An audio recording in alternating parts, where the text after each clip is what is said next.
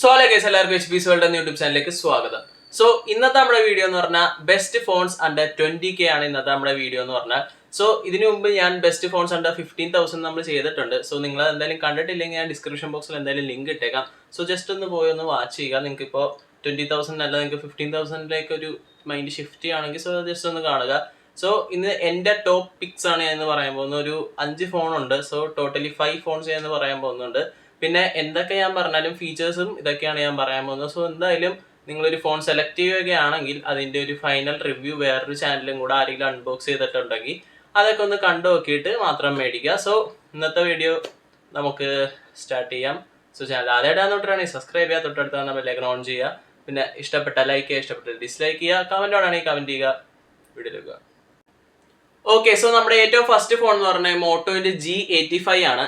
So first of all നമ്മൾ ഇതിന്റെ ഒരു ഡിസ്പ്ലേ പറ്റി നോക്കുകയാണെങ്കിൽ 3D കർവ് ഡിസ്പ്ലേ ആണ് ഈ ഒരു ഫോണിൽ നമുക്ക് മോട്ടോ തന്നിരിക്കുന്നത്. സോ ഞാൻ ഇനി പറയാൻ പോകുന്ന വേറൊരു ഫോണിനും കർവ് ഡിസ്പ്ലേ ഇല്ല. സോ നിങ്ങൾക്ക് ഒരു കർവ് ഡിസ്പ്ലേ വേണമെങ്കിൽ നിങ്ങൾക്ക് ഈ ഒരു ഫോൺ നോക്കാം. അതേപോലെ തന്നെ 120 Hz സപ്പോർട്ട് ചെയ്യുന്ന 6.67 ഇഞ്ചിന്റെ ഒരു OLED ഡിസ്പ്ലേ ആണ് മോട്ടോ നമുക്ക് തന്നിരിക്കുന്നത്. ഗൊറില്ല ഗ്ലാസ് 5ന്റെ പ്രൊട്ടക്ഷനും നമുക്ക് ഇതിൽ അവൈലബിൾ ആണ്.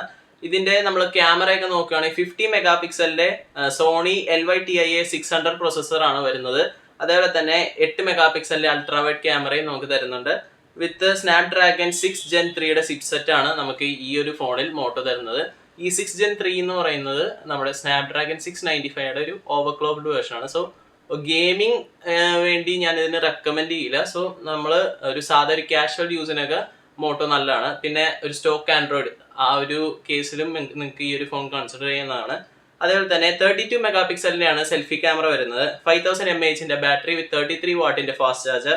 ആൻഡ്രോയിഡ് 14 ആണ് ഔട്ട് ഓഫ് ദ ബോക്സ് വരുന്നത്. പിന്നെ ഡോൾബി അറ്റ്മോസ് സപ്പോർട്ട് ചെയ്യുന്ന ഡ്യുവൽ സ്റ്റീരിയോ സ്പീക്കേഴ്സും നമുക്ക് തരുന്നുണ്ട്. പിന്നെ അറ്റ് ലാസ്റ്റ് ഇതിന്റെ ഒരു പ്രൈസ് വരുന്നത് 18,000 rupees ആണ് ഈ ഒരു ഫോണിന്റെ പ്രൈസ്. സോ ഞാൻ പറഞ്ഞല്ലോ ഒരു സ്റ്റോക്ക് ആൻഡ്രോയിഡ് ഇതും പിന്നെ നിങ്ങൾക്ക് ഒരു നോർമൽ യൂസും പിന്നെ ഗെയിമിംഗ് ഒട്ടും പറ്റില്ല എന്നല്ല, അത്യാവശ്യം ഗെയിമിംഗ് പറ്റും. എന്നാലും ഞാൻ ഇനി ഗെയിമിംഗ് ഫോൺസ് പറയുന്നുണ്ട്. സോ വെയിറ്റ് ചെയ്യുക, സ്കിപ്പ് ചെയ്യാതെ കാണുക.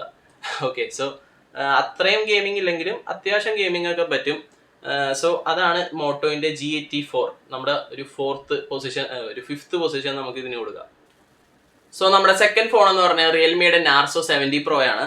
ഇതിൽ വരുന്ന ഡിസ്പ്ലേ 6.67 ഇഞ്ചിന്റെ ഒരു 120 Hz റിഫ്രഷ് റേറ്റ് സപ്പോർട്ട് ചെയ്യുന്ന ഒരു സൂപ്പർ AMOLED ഡിസ്പ്ലേ ആണ് റിയൽമി തരുന്നത്.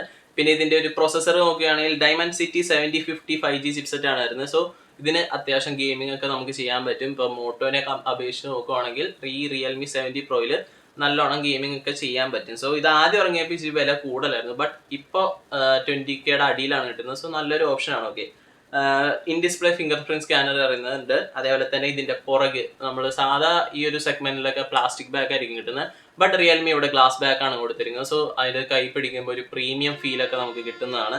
പിന്നെ 50 മെഗാ പിക്സലിന്റെ സോണി 1MX 390 സെൻസറാണ് ഇതിൽ മറ്റേ ക്യാമറ ആയിട്ട് കൊടുത്തിരിക്കുന്നത്. 8 മെഗാ പിക്സലിന്റെ അൾട്രാ വൈഡ് ക്യാമറയും 2 മെഗാ പിക്സലിന്റെ ഒരു മാക്രോ സെൻസറും കൊടുത്തിട്ടുണ്ട്. പിന്നെ 5000 mAh 67 വാട്ട് സപ്പോർട്ട് ചെയ്യുന്ന ഒരു ബാറ്ററി സെറ്റപ്പ് ആണ് നമുക്ക് ഈ ഒരു ഫോണിൽ കാണുന്നത്. പിന്നെ out of the box Android 14 ആണ് വരുന്നത്.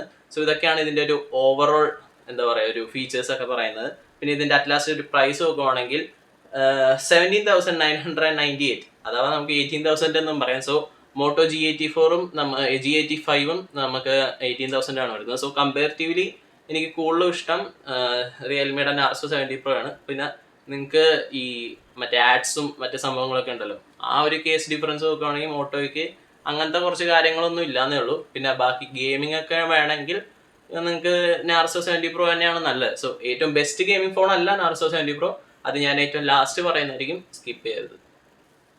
ഇനി നിങ്ങൾക്ക് അത്യാവശ്യം ഗെയിമിങ്ങും അതേപോലെ അത്യാവശ്യം ക്യാമറയും നല്ല വരുന്ന ഒരു ഫോൺ വേണമെങ്കിൽ നിങ്ങൾക്ക് IQ C9 5G എടുക്കാവുന്നതാണ്. സോ ഇതിന്റെ കുറച്ച് ഫീച്ചേഴ്സ് നോക്കുകയാണെങ്കിൽ 6.67 ഇഞ്ചിന് വരുന്ന 120 Hz റിഫ്രഷ് റേറ്റ് സപ്പോർട്ട് ചെയ്യുന്ന ഫുൾ HD+ AMOLED ഡിസ്പ്ലേ ആണ് ഇതിൽ വരുന്നത്. പിന്നെ ഈ ഒരു ഫോണിൽ 1800 ആണ് പീക്ക് ബ്രൈറ്റ്നസ്. സോ നമ്മളിപ്പോൾ വെയിലത്തൊക്കെ പോവുകയാണെങ്കിലും നമുക്ക് അത് മങ്ങിയൊന്നും കാണില്ല, നല്ലോണം കാണാൻ പറ്റും. ഇതിൽ വരുന്ന ചിപ്സെറ്റ് ഡിമെൻസിറ്റിയുടെ 7200 ചിപ്സെറ്റ് ആണ് വരുന്നത്. അതേപോലെ തന്നെ ഇതിന്റെ ഒരു ക്ലോക്ക് സ്പീഡ് നോക്കുകയാണെങ്കിൽ 2.85ന്റെ ഒരു GHz ഒരു ക്ലോക്ക് സ്പീഡാണ് വരുന്നത്. സോ ഗെയിമിംഗ് ഒക്കെ നല്ലോണം ഇതിൽ വരുന്നതാണ്. അതാ ഞാൻ പറഞ്ഞ ഗെയിമിങ്ങും ക്യാമറയും ഇത് നല്ലതായിരിക്കും. കാരണം വിവോയിൻ്റെ ഒരു സബ് ബ്രാൻഡ് ആയതുകൊണ്ട് നമുക്ക് അത്യാവശ്യം ക്യാമറ പെർഫോമൻസും കിട്ടും. ഇതിൽ വരുന്ന സോണിയുടെ IMX882 സെൻസറാണ് ക്യാമറയിൽ വരുന്നത്. അതുപോലെ തന്നെ 50 മെഗാ പിക്സലിൻ്റെ ആണ് വരുന്നത്. OIS സപ്പോർട്ടാണ്. അതുപോലെ തന്നെ 4K റെക്കോർഡിംഗ് ഓപ്ഷൻ നമുക്ക് ഇതിൽ അയക്കി തരുന്നുണ്ട്. പിന്നെ 2x ഒരു പോർട്രേറ്റ് സൂം ഫോട്ടോയും നമുക്ക് ഇതിൽ കിട്ടുന്നതാണ്. പിന്നെ ഡുവൽ സ്റ്റീരിയോ സ്പീക്കേഴ്സ് ഇതിൽ വരുന്നുണ്ട്. 5000 mAh ബാറ്ററി, 44 വാട്ടിൻ്റെ ഫാസ്റ്റ് ചാർജിങ് ആണ് വരുന്നത്. പിന്നെ out of the box Android 14 and fun touch OS 14 ആണ് വരുന്നത്. പിന്നെ അറ്റ്ലാസിൻ്റെ ഒരു പ്രൈസ് നോക്കുകയാണെങ്കിൽ 19,998 ആണ് വരുന്നത്. നമ്മുടെ 20,000 ഒരു 2 രൂപ കുറവാണ്. സോ നല്ലൊരു ഫോണാണ്. അത്യാവശ്യം ഗെയിമിങ്ങും അതേപോലെ തന്നെ ക്യാമറയും നിങ്ങൾക്ക് കിട്ടുന്ന ഒരു ഫോണാണ്. കമ്പാരിറ്റീവ്ലി നോക്കുകയാണെങ്കിൽ ഇത് ഞാനിപ്പോൾ കൂടിയാണ് വരുന്നത്. സോ നെക്സ്റ്റ് പറയാൻ പോകുന്ന ഫോൺ കൂടുതലല്ല, എന്നാലും ഒരു ക്യാമറയെ പറ്റിയാണ് ഞാൻ ഇനി നെക്സ്റ്റ് ഫോൺ പറയാൻ പോകുന്നത്. അതായത് സാംസങ്ങിൻ്റെ M35. ഒരു നല്ലൊരു സെഗ്മെൻറ്റിൽ ക്യാമറ പെർഫോമൻസ് നിങ്ങൾ നോക്കുന്നുണ്ടെങ്കിൽ ദ ബെസ്റ്റ് സാംസങ്ങിൻ്റെ M35 തന്നെയാണ്. സോ ഇതിൽ കോണിംഗ് ഗോൾഡൻ ഗ്ലാസിൻ്റെ പ്രൊട്ടക്ഷൻ വരുന്നുണ്ട്. അതേപോലെ തന്നെ 6.6 ഇഞ്ചിൻ്റെ 120 Hz റിഫ്രഷ് റേറ്റ് സപ്പോർട്ട് ചെയ്യുന്ന സൂപ്പർ AMOLED ഡിസ്പ്ലേ ആണ് സാംസങ് ഇതിൽ പ്രൊവൈഡ് ചെയ്തിരിക്കുന്നത്. സോ സാംസങ്ങിൻ്റെ ഒരു ഫോൺ ആയതുകൊണ്ട് തന്നെ നല്ലൊരു സ്ക്രീൻ ആയിരിക്കും, നമുക്ക് എന്തായാലും അറിയാൻ പറ്റും. അതേപോലെ തന്നെ ഇതിൽ വരുന്ന ചിപ്സെറ്റ് എന്ന് പറഞ്ഞാൽ എക്സിനോസിൻ്റെ 1380 ചിപ്സെറ്റ് ആണ് വരുന്നത്. പിന്നെ ഇതിൻ്റെ ഒരു ANTUTU സ്കോർ നോക്കുകയാണെങ്കിൽ 595 lakh എബോവ് ആണ് ANTUTU സ്കോർ. സോ നമ്മുടെ പണ്ടത്തെയൊക്കെ പോലെ എക്സിനോസ് നമ്മളധികം എക്സിനോസിനെ കേൾക്കുമ്പോൾ തന്നെ സ്കിപ്പ് അടിച്ച് കളയല്ലോ. സോ ഇതിൽ പക്ഷെ അത്യാവശ്യം ANTUTU സ്കോറൊക്കെ വരുന്നുണ്ട്. സോ അധികം കുഴപ്പമൊന്നും ഉണ്ടാവില്ല, അത്യാവശ്യം ഗെയിമിംഗ് ഒക്കെ പറ്റും. അതിനുവേണ്ടി നമ്മുടെ ഇവിടെ വേപ്പർ കൂളിംഗ് ചേംബർ എന്ന് പറഞ്ഞ ഒരു ഫെസിലിറ്റി കൊടുത്തിട്ടുണ്ട്. അതായത് നിങ്ങളിപ്പോൾ കളിച്ചാലും ഓവറായിട്ട് ഇത് ഹീറ്റ് ആവില്ല.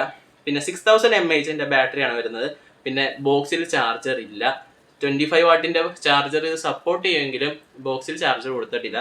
സോ ഈ ഒരു സെഗ്മെന്റിൽ തന്നെ ഏറ്റവും കൂടുതൽ ബാറ്ററി ബാക്കപ്പ് കിട്ടുന്ന ഒരു ഫോൺ സാംസങ്ങിൻ്റെ ആണ്. കാരണം 6000 mAh ആണ് കിട്ടുന്നത്. എങ്ങനെ ഒരു 1 day ബാക്കപ്പ് എന്തായാലും നമുക്ക് കിട്ടുന്നതാണ്.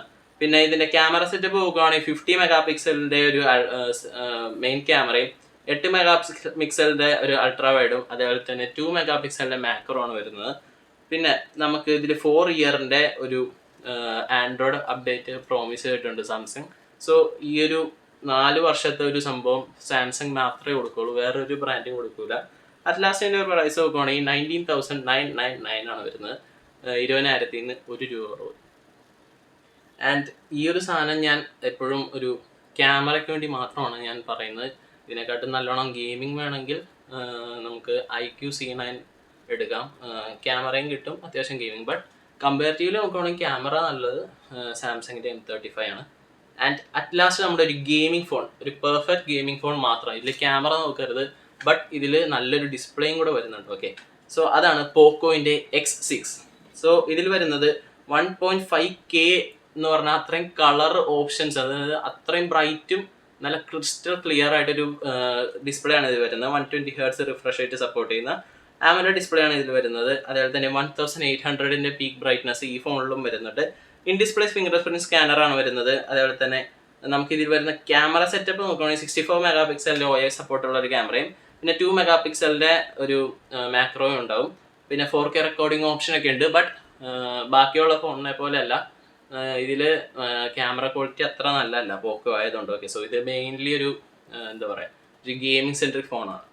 ഇതിൽ 5100 mAh ബാറ്ററി വിത്ത് 67 വാട്ടിൻ്റെ ഫാസ്റ്റ് ചാർജറാണ് വരുന്നത്. ഇതിൽ വരുന്ന ചിപ്സെറ്റ് സ്നാപ്ഡ്രാഗൻ്റെ 7S Gen 2 ആണ് വരുന്നത്.